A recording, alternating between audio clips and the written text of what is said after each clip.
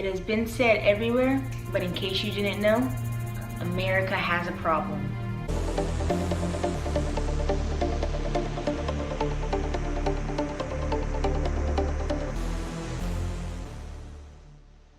The overweight and obesity epidemic affects 2/3 of adults and 1/3 of children and adolescents. So here, I have 3 key points that I personally like to live by to make sure that I do not become one of those statistics. Number 1, balance your calories with your physical activity to manage your weight. If you were on an 1,800 calorie diet and you go work out and burn 400 calories, you don't have to starve yourself from those calories. You're able to compensate from those calories and eat 400 more calories, but make sure they're good calories. Which brings me to number 2, consume more nutrients than wasted calories. Like I said, you're on an 1,800 calorie diet, you go burn 400 calories. Don't go and eat 400 calories in desserts and sweets and all these saturated fats. You want to fuel up on something that's going to actually help your body, help you manage that weight, help you drop that fat. Third tip, try to consume less foods with sodium, saturated fats, cholesterol, refined grains, trans fats, and added sugars. Those can just sneak up on you, put the calories on like that. No bueno. Now, I'm no nutritionist, so I'm not going to tell you what you certainly cannot eat and what you can eat, or give you like a full-on meal plan. But from my knowledge as a trainer in the health field and as a student in the health degree, I'm going to share with you a dietary guideline which is going to help understand what our bodies should really be intaking and what we shouldn't be. I'm going to give you the food and food components that we need to reduce and the food and nutrients that we need to increase.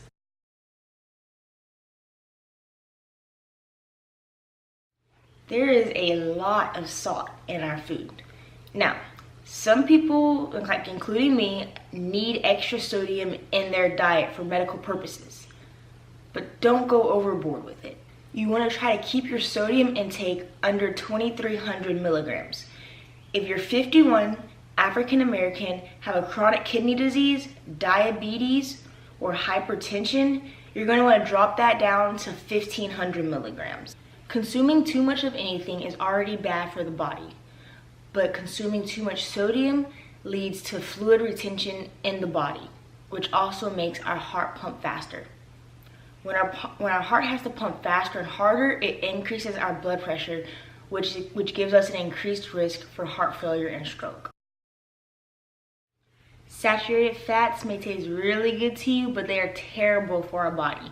You want to try to consume at least less than 10% and replace those saturated fats with monounsaturated fatty acids such as nuts and avocados, and polyunsaturated fatty acids such as walnuts and fish. You want to try to keep your trans fatty acids consumption as low as possible by limiting synthetic sources of trans fats such as partially hydrogenated oils or desserts. Calories from solid fats and added sugars such as butter, milk fat, beef fat, chicken fat, cream are what you're going to want to reduce because they contain a lot of saturated and trans fats, and they also contain a lot of cholesterol. So, for some people this may be kind of hard. You want to keep your alcohol consumption in moderation. 1 drink a day for women, 2 drinks a day for men. But again, I'm not making this a mandatory thing of what you should stop eating or stop drinking. I'm just sharing with you the facts that I know, what I personally want to live by, and how to keep your body at its tip-top shape.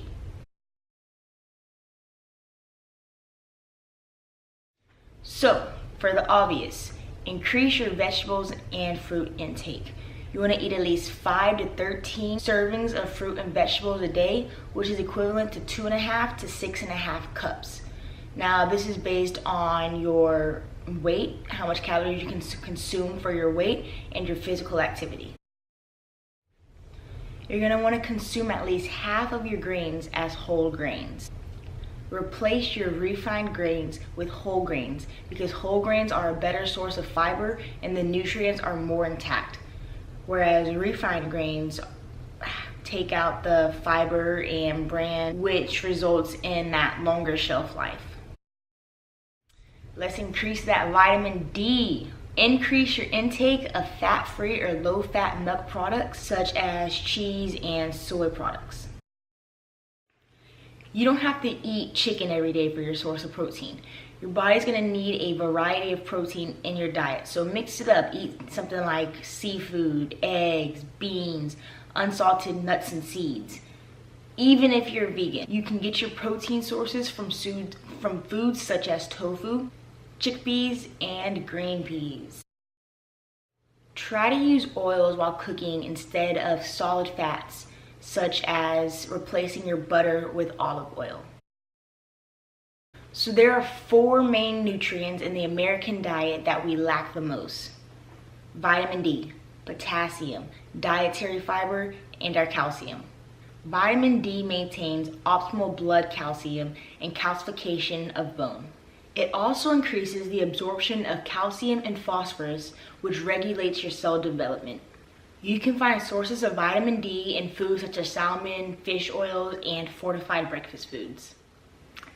Potassium aids the nerve impulse transmission and water balance. You can find sources of potassium in foods such as spinach, bananas, whole grains, milk, meat, and orange juice. Dietary fiber.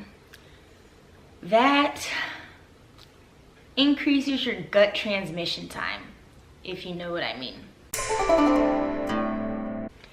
You can find sources of dietary fiber in foods such as almonds, black beans, and raisins.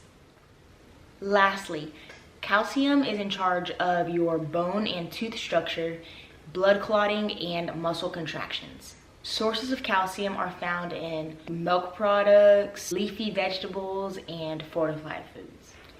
Now, I use the app MyFitnessPal to track my food so I can see all the vitamins and minerals and everything that I'm consuming throughout the day.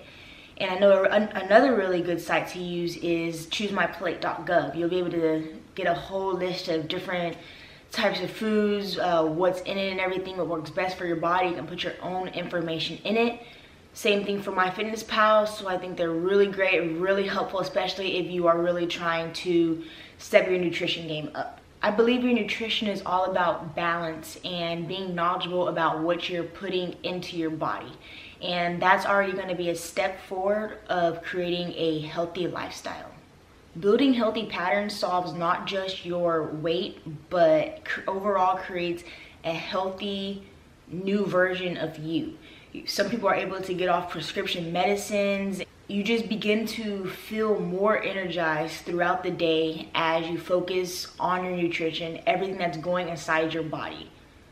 Your body is the only body that you have, and if you take care of it in the gym, out the gym, everywhere you go, then it's gonna work best for you.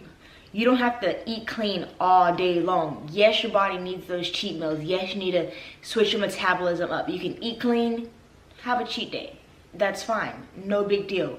But you don't wanna just be eating all those saturated trans fatty acids all day long. Then that's gonna do nothing for your body. But I hope this information has helped you. If you have any questions, put it in the comments below. If not, I'll catch you later. Deuces.